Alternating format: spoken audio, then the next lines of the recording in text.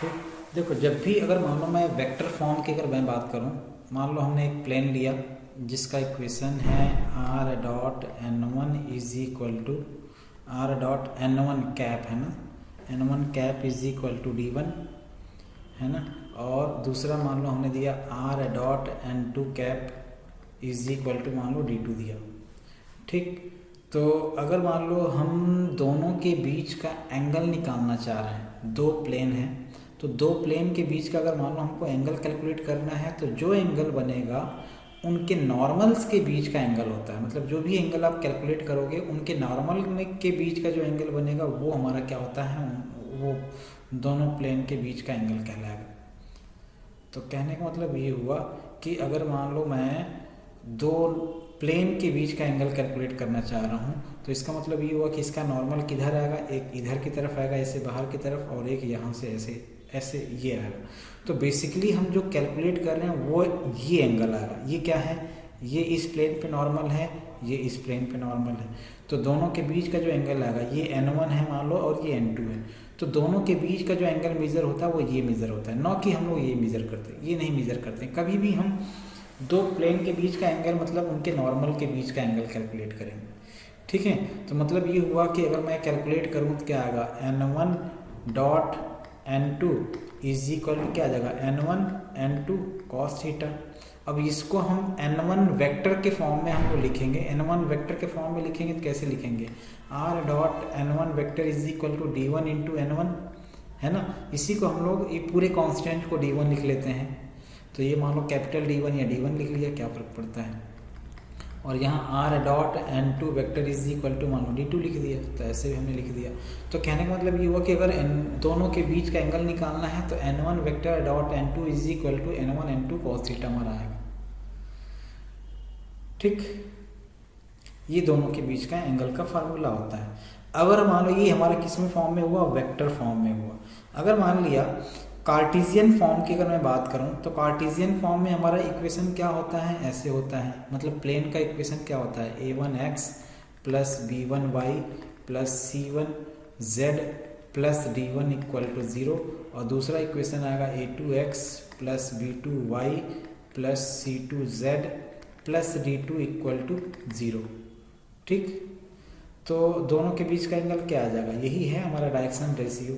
तो ये आ जाएगा a1 a2 plus b1 b2 plus c1 c2 divided by दोनों का मॉड क्या आ जाएगा, a1 का स्क्वायर प्लस b1 का स्क्वायर प्लस c1 का स्क्वायर, और दूसरा है a2 का स्क्वायर प्लस b2 का स्क्वायर प्लस c2 का स्क्वायर। तो ये हमारा एंगल आ जाता है, दोनों प्लेन्स के बीच का angle in terms of Cartesian form. अब इसमें कंडीशन अगर मान लो हम लोग कंडीशन या केस 1 लेते हैं कि अगर मान लो दोनों प्लेन एक दूसरे के परपेंडिकुलर होंगे, तो परपेंडिकुलर होने का मतलब ये हुआ कि n1 डॉट n2 का वैल्यू 0 आएगा, तो हम क्या लिखेंगे, n1 डॉट n2 वेक्टर का वैल्यू क्या आ जाएगा, 0 आ जाएगा फॉर परपेंडिकुलर। ठीक, परपेंडिकुलर होगा तो ये हमारा मान लो कार्टेशियन फॉर्म में हो गया। वेक्टर फॉर्म में अगर आप करोगे तो ये cos 0 हो जाएगा, मतलब ये हो जाएगा कि a1 a2 plus b1 b2 plus c1 c2 का वैल्यू क्या आ जाएगा, 0 हो जाएगा। ठीक, केस टू की अगर हम लोग बात करें तो अगर पैरेलल की कंडीशन की बात करें, मान लो अगर हम दोनों वेक्टर को पैरेलल की बात करते हैं तो फिर हमारा यहाँ पे क्या आ जाएगा, cos थीटा का वैल्यू 90 आ जाएगा, यानी sin थीटा एक्चुअली आता है। तो पैरेलल की कंडीशन हम लोग जब भी यूज़ करते हैं हम क्रॉस प्रोडक्ट यूज़ कर सकते हैं, या हम ये बोलते हैं कि sin थीटा का वैल्यू 0 आता है पैरेलल के लिए। ठीक है, क्योंकि sin थीटा का वैल्यू 0 है, थीटा का वैल्यू 0 होगा तो ठीक यहाँ sin थीटा का वैल्यू 0 आ जाएगा। तो यहाँ पे हमारा कंडीशन क्या निकल के आता है, ये आता है a1 divide by a2 is equal to b1 divide by b2 is equal to c1 divide by c2 आपका आता है। या अगर मान लो इसी के टर्म्स में यूज़ करना चाह रहे हो, ये cos थीटा वाला कंडीशन आप यूज़ करना चाह रहे हो, तो पैरेलल की कंडीशन हमारा क्या आ जाएगा, पैरेलल की कंडीशन यही आ जाएगा कि n1 डॉट n2 का वैल्यू किसके आ जाएगा, n1 और n2 के इक्वल आना चाहिए। ये मॉड हो जाएंगे, n1 वेक्टर का मॉड n2 वेक्टर का मॉड, तो ये पैरेलल का कंडीशन आ जाएगा। ठीक, या हम इसको ऐसे भी लिख सकते हैं, और क्या लिख सकते हैं, n1 cap dot n2 cap का वैल्यू 1 आना चाहिए। तो ये तो ऐसे ही हमारा क्या हो जाएगा, यूनिट वेक्टर हो जाएगा। लेकिन ये दोनों को यूनिट वेक्टर का मल्टीप्लिकेशन अगर आप करोगे तो ये 1 आना चाहिए, और ये यूनिट वेक्टर का मल्टीप्लिकेशन तो 1 आएगा। तो यहाँ पे ऑलरेडी आप 1 आएगा एक्चुअली, तो यहाँ पे आप इस कंडीशन को अप्लाई कर लोगे तो भी वही वैल्यू आएगा, ये भी वैल्यू वही आएगा। तो पैरेलल की कंडीशन हम लोग ये यूज़ करते हैं। ठीक है, अगर मान लो दो वेक्टर को पैरेलल बनाना है तो इस कंडीशन को यूज़ करते हैं, या इसी को यूज़ कर लिया, कोई दिक्कत नहीं है, नो प्रॉब्लम। तो मान लिया हमने क्वेश्चन दिया, क्वेश्चन हमने क्या लिखा कि फाइंड द एंगल बिटवीन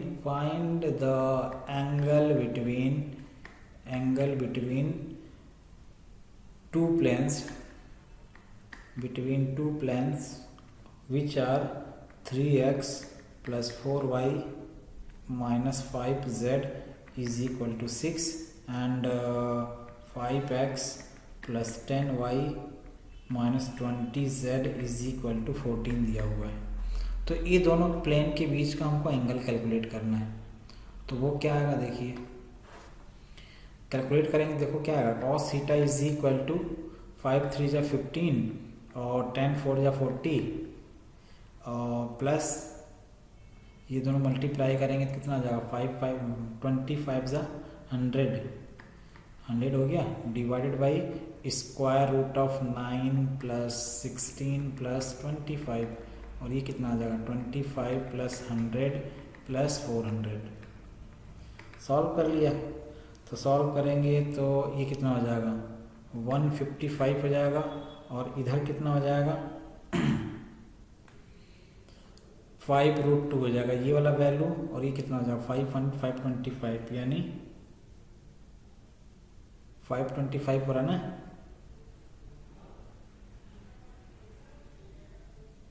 मैं कुछ गड़बड़ कर दिया क्या, 50 5√2 ठीक तो है, 25 और हाँ ठीक है, तो ये 525 हो जाएगा, √525 कैलकुलेट कर लिए जो भी इसका वैल्यू आएगा।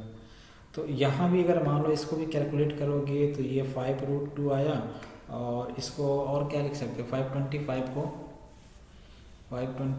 को आप लिख सकते हो 5√21 हो जाएगा। ठीक है, ये आ जाएगा, बाकी सॉल्व कर लिया जो भी आपका वैल्यू आ रहा है कैलकुलेट करें तो ये थीटा आ जाएगा। थीटा अगर हमको कैलकुलेट करना है तो theta is equal to cos inverse, इसको कैंसिल आउट कर लिया तो ये 5 3 जा 31 हो जाएगा, यानी 31 डिवाइडेड बाई 5√42 हो जाएगा।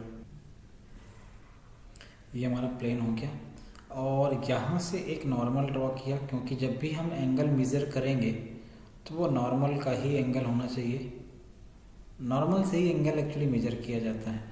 और वो लाइन कौन सा है जो लाइन यहाँ से मान लो पास करेगा, तो वो मान लिया हमने ये लाइन ऐसे ले लिया, ठीक, ये लाइन हमारा पास कर रहा होगा।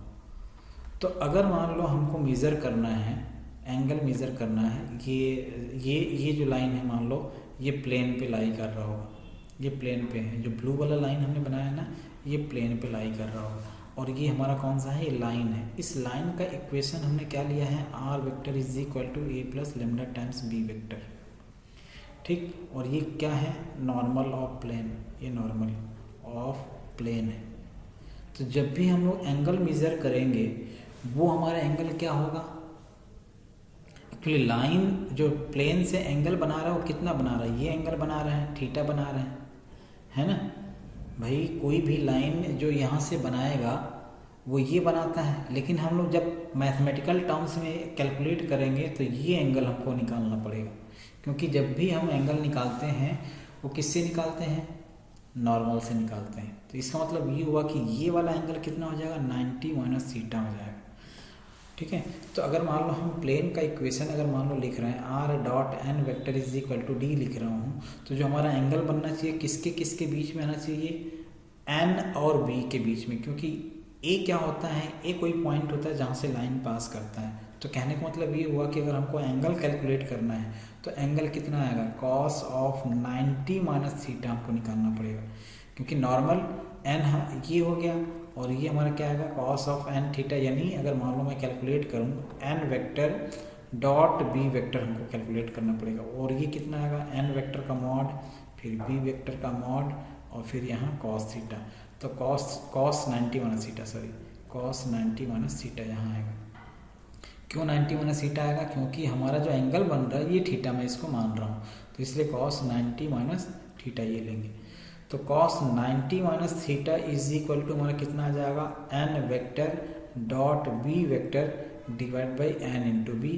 कॉस 90 माइनस थीटा को हम लोग क्या ले सकते हैं साइन थीटा। तो साइन थीटा यानी N vector dot B vector divide by N vector का मॉड और बी वेक्टर का मॉड, ये हमारा वैल्यू आएगा साइन थीटा के टर्म्स में।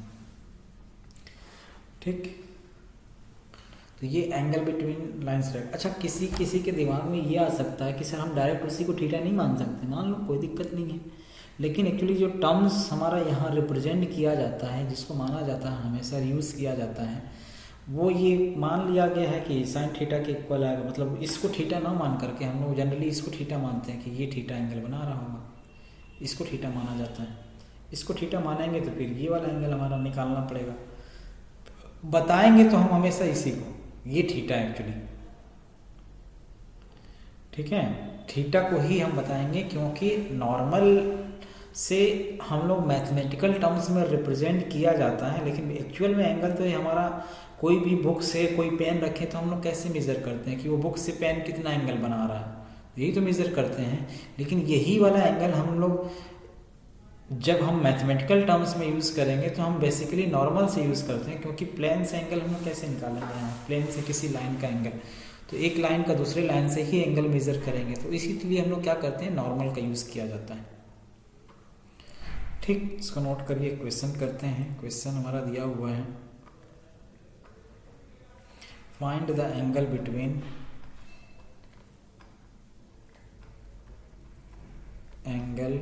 Between R vector is equal to i plus j plus k plus lambda times 2i minus j plus k और and plane का इक्वेशन क्या है, एंड प्लेन है R dot 3i plus j plus k equal to 6, ये दिया हुआ है।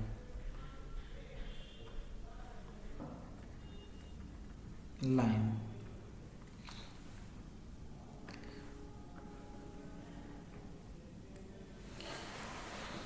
ठीक, किसी भी लाइन से किसी पॉइंट का डिस्टेंस कैलकुलेट करना, तो वो हम लोग कैसे करते हैं इसके बारे में भी हम लोग हालांकि डिस्कस कर चुके हैं। जैसे मान लिया, फिर भी एक बार और डिस्कस कर लेते हैं। एक कोई लाइन दिया ऐसे यहाँ पे, ठीक, एक पॉइंट P है यहाँ पे और यहाँ से इसका डिस्टेंस कैलकुलेट करना है। मान लिया ये एक लाइन है जिस पे पॉइंट O लाई कर रहा है ना, और हमसे क्या पूछा जा रहा है, हमसे पूछा जा रहा है इसका डिस्टेंस कहाँ से, A से।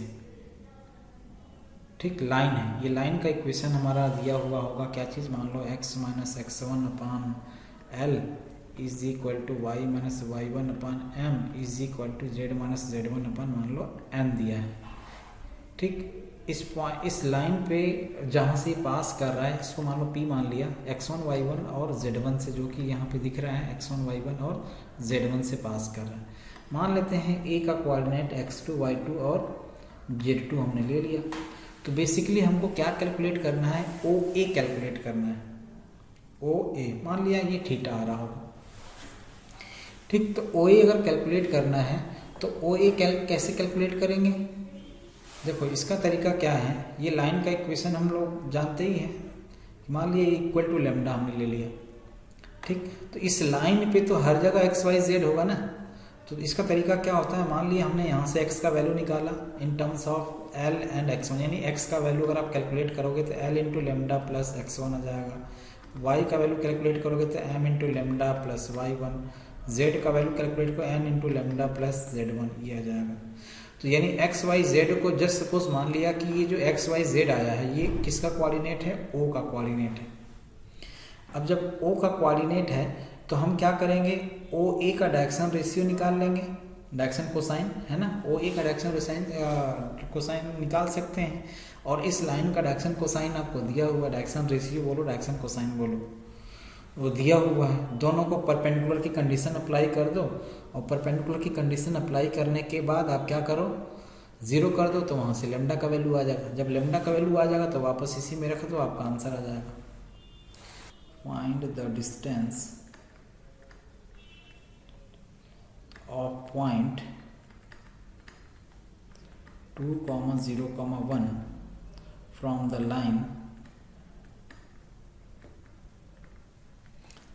line x minus 2 divided by 3 is equal to y plus 1 divided by 4 is equal to z minus 1 divided by minus 2। तो यहाँ से इसका डिस्टेंस कैलकुलेट करना है और ये बताना है कि ये क्या आएगा।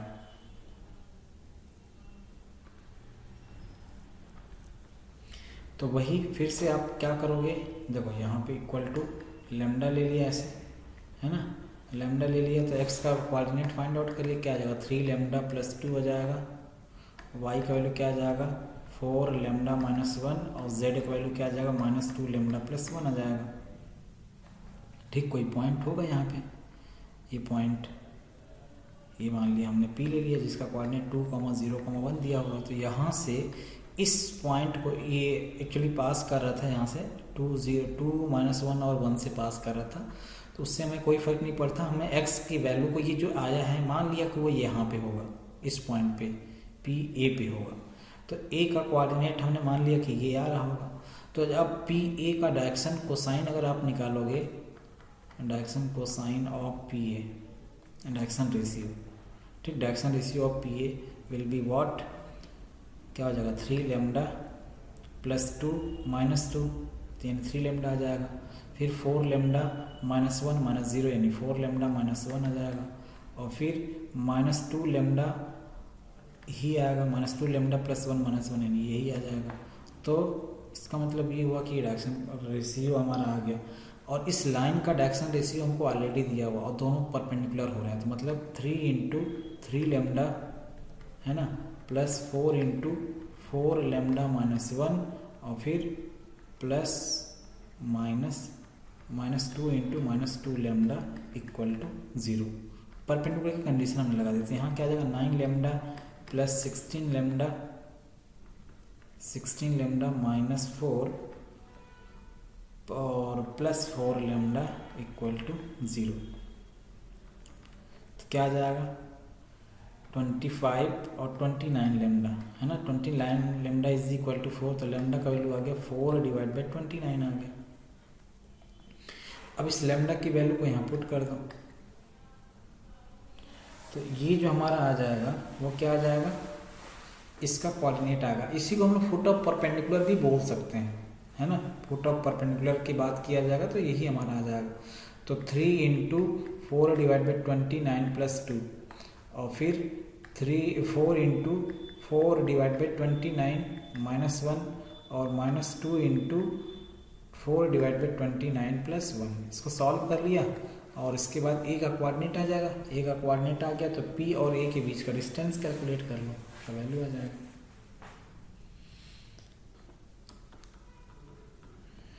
कि मान लो अगर किसी पॉइंट की बात किया जाता है, जस्ट सपोज मान लो हमने कोई पॉइंट लिया, एक पॉइंट A है जिसका कोऑर्डिनेट x1 y1 z1 है, और एक पॉइंट B है जिसका कोऑर्डिनेट मान लो x2 y2 और z2 है। ठीक, एक कोई प्लेन ले लिया, प्लेन का मान लो P से हमने रिप्रेजेंट किया, तो और इसका इक्वेशन हमने लिया ax plus P Y plus C Z plus D equal to मान लो हमने 0 ले लिया। ठीक, ये प्लेन का इक्वेशन है। अब इसमें हमारा केसेज आता है, केस 1 कि अगर मान लिया if a x1 plus b y1 plus c z1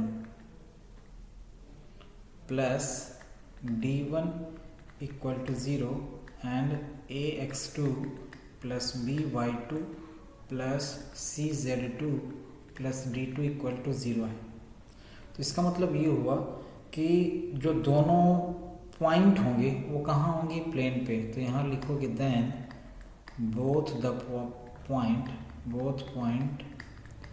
will lie on the same plane, on the plane, same नहीं, on the plane,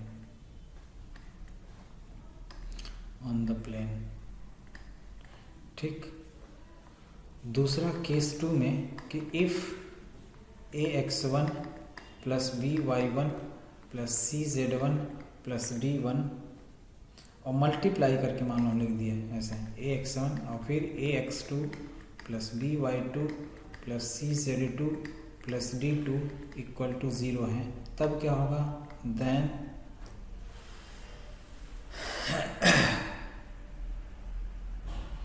then at least one of A or B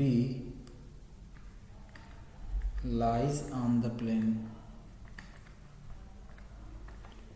ठीक। और case 3 में अगर हम मान लो ऐसे बोलें same pattern में प्लेन 1 और प्लेन 2 करके, plane 1 into plane 2 is not equal to 0 लिखा हुआ है, देन कोई भी इसमें प्लेन पे लाई नहीं करेगा, then none of A or B lies on the plane,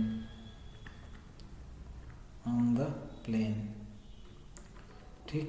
case 4 की अगर मैं बात करूं, अगर मान लिया हमारा प्लेन 1 और प्लेन 2 ग्रेटर देन 0 आ रहा है, तो क्या बोलेंगे, then both A and B lie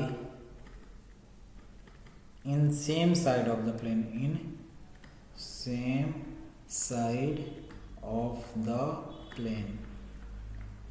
ये हमारा 4 कंडीशन आते हैं। हम लोग बात करने जा रहे हैं फुट ऑफ परपेंडिकुलर। देखो ये फुट ऑफ परपेंडिकुलर आप लोग 11th में पढ़ चुके होंगे और एक क्वेश्चन में इससे रिलेटेड बता भी चुका हूँ। फुट ऑफ परपेंडिकुलर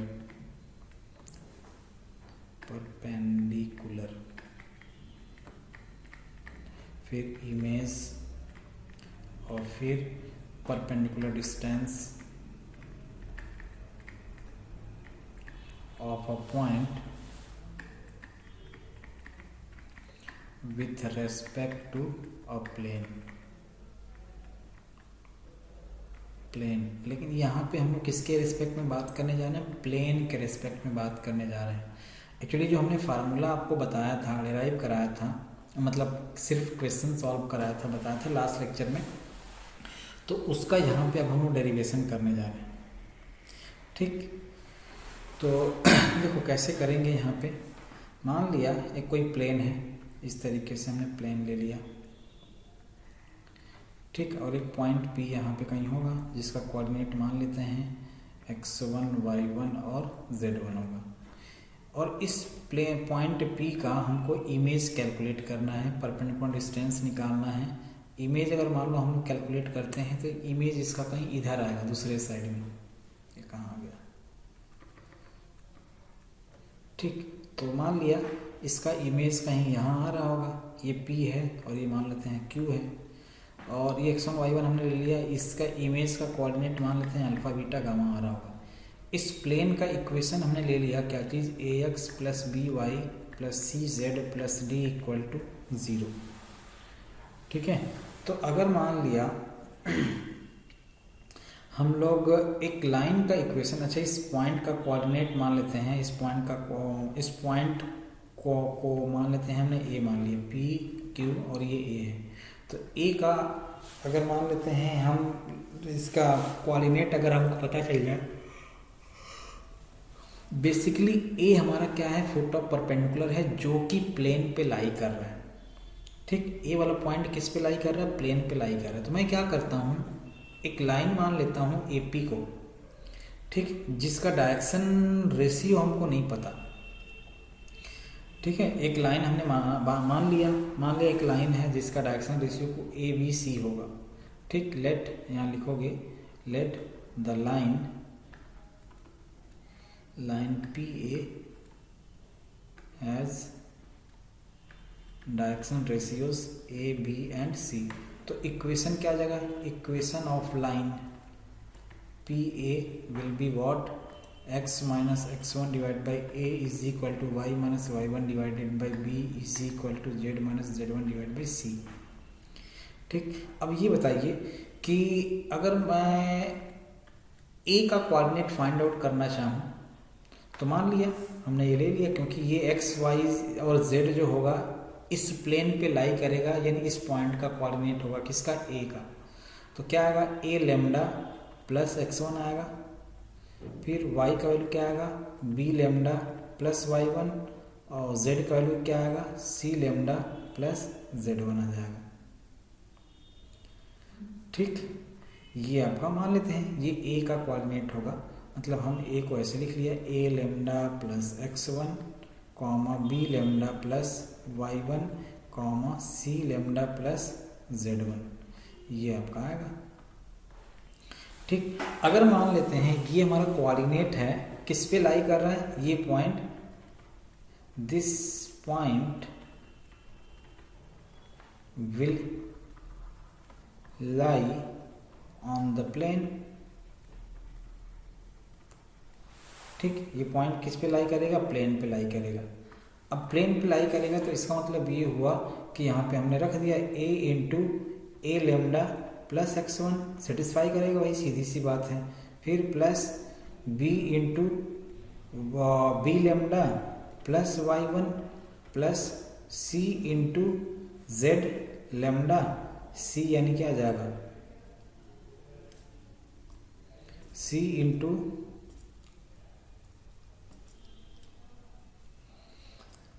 इंटू हमारा आ जाएगा क्या चीज़, c लेमडा प्लस z1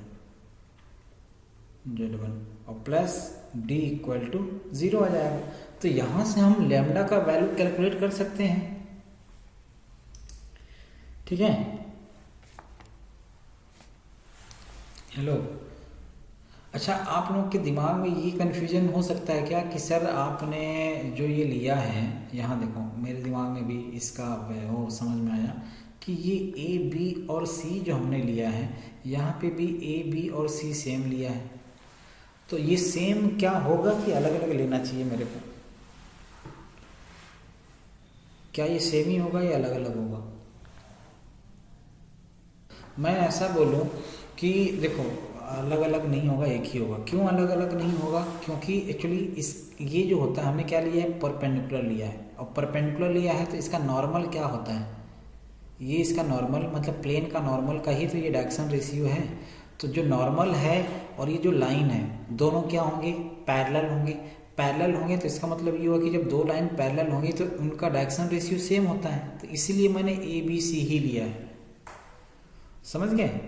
अगर पैरेलल लाइन नहीं होगा तो फिर उस केस में इसका डायरेक्शन प्लेन का डायरेक्शन प्लेन के नॉर्मल का, एक्चुअली डायरेक्शन रेशियो किसका होता है, प्लेन का नॉर्मल का, तो प्लेन के नॉर्मल का डायरेक्शन रेशियो और इस लाइन का डायरेक्शन रेशियो सेम होगा, तो इसलिए मैंने यहाँ पे लिया है। अब यहाँ से आप फाइंड लेमडा, लेमडा आपने कैलकुलेट कर लिया। लेमडा का वैल्यू अगर मान लो आप कैलकुलेट करो तो देखो क्या आ जाएगा। लेमडा का वैल्यू आप कैलकुलेट करोगे तो कुछ ऐसे आएगा, minus a x1 minus b y1 minus c z1 और माइनस डी डिवाइडेड बाई, यहाँ ही लेमडा आएगा तो a square plus B square plus C square, ये लेमडा का वैल्यू आ गया। तो अब लेमडा का वैल्यू मिल गया आपको। अब लेमडा का वैल्यू मिल गया तो आपको क्या करना है, इसी में पुट कर देना है, यहाँ पे पुट कर देना है। अब पुट कर दोगे तो देखो यहाँ क्या मिल जाएगा आपको, मिल जाएगा आपका x minus x1 divided by A is equal to Y minus y1 divide by B is equal to z minus z1 divide by C is equal to, minus common ले लिया हमने, क्या आएगा A x1 plus B y1 plus C z1 plus D divided by A square plus B square plus C square, ये हमारा value आ जाएगा। और actually यहाँ से अब इस ये तो पूरा हमारा क्या है, कांस्टेंट टर्म्स आ रहा है। तो कांस्टेंट टर्म्स में आप जब x का वैल्यू निकालना रहेगा तो x वाले टर्म्स को इसके इक्वेट कर देना, इसको इसके इक्वल कर देना, y का वैल्यू निकालना रहेगा तो इसके इक्वल कर देना, z का वैल्यू निकालना रहेगा तो इसके इक्वल कर देना। तो हमारा एक एक वैल्यू आ जाएगा, x y और z निकल के आ जाएगा। तो एक्स वाई जेड एक्चुअली ये है क्या, किसका कोऑर्डिनेट है, ए का कोऑर्डिनेट है यहाँ पे। एक्स वाई जेड अगर मान लो आप कैलकुलेट करते हो यहाँ पे, है ना, एक्स वाई जेड इस पॉइंट पे लाई करेगा। एक्चुअली लेमडा का वैल्यू हमारा निकल चुका है ना, तो लेमडा का वैल्यू निकल चुका है तो आप आराम से यहाँ पे क्या निकाल सकते हो, एक्स वाई जेड का वैल्यू निकल चुका है, ए निकाल सकते हो। ए अगर मानो नहीं पता होगा तो यहाँ एक्स वाई जेड का वैल्यू निकल गया, लेमडा का वैल्यू निकल गया तो एक्स वाई जेड निकल जाएगा। और यहाँ से आपको जो भी आपको कैलकुलेट करना है कैलकुलेट कर लिया, ठीक है। एक्स का वैल्यू भी निकल, मतलब एक फार्मूला एक तरह से हमने आपको डिफाइन कर दिया, बता दिया कि इस फार्मूले का यूज़ करके आप डायरेक्टली कैलकुलेट कर सकते हो। x1 y1 z1 दिया ही रहेगा, ए बी सी दिया रहेगा, तो यहाँ से x का वैल्यू निकाल लिया, ठीक। ये एक्स वाई जेड जो है किसका कोऑर्डिनेट यहाँ से आ रहा है, मतलब हमने फार्मूला बनाया तो एक्स वाई जेड किसका कोऑर्डिनेट आ रहा है, फुट ऑफ परपेंडिकुलर का। A is equal to x y z, coordinate of a यहाँ का। और अगर मान लेते हैं हम इसी फार्मूले को थोड़ा सा डिफाइन करें, अलग तरीके से रिप्रेजेंट करें, तो ये हमारा फार्मूला ऐसे बन जाएगा, x minus x1 divided by A is equal to y minus y1 divide by b, या इसको अल्फ़ा मान लेता हूँ ज़्यादा अच्छा, alpha minus x1 beta minus y1 is equal to b, और gamma minus z1 divide by C is equal to -2 हो जाएगा, a x1 plus B y1 plus C z1 plus D divided by A square plus B square plus C square. अब आपके दिमाग में आ रहा होगा कि सर यहाँ 2 कैसे आया, 2 इसलिए आया कि यहाँ पे हमने वहाँ पे देखो x1 plus alpha divide by 2 का वैल्यू हमने क्या ले लिया, x ले लिया।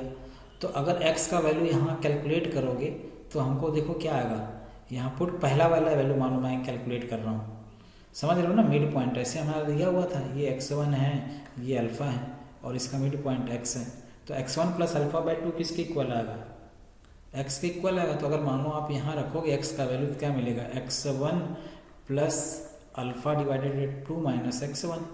तो यहाँ से आप कैलकुलेट करोगे तो x1 plus alpha minus x1 plus alpha minus 2 x1 divide by 2 आ जाएगा, यानी x1 माइनस क्या आ जाएगा, sorry alpha minus x1 divide by 2 आ जाएगा। ऐसे ही यहाँ पे बीटा 1 माइनस 1 डिवाइड बाई 2 आ जाएगा, तो ये वाला 2 इधर मल्टीप्लाई होगा। तो बेसिकली ये अल्फ़ा बीटा है किसका वैल्यू, इमेज का।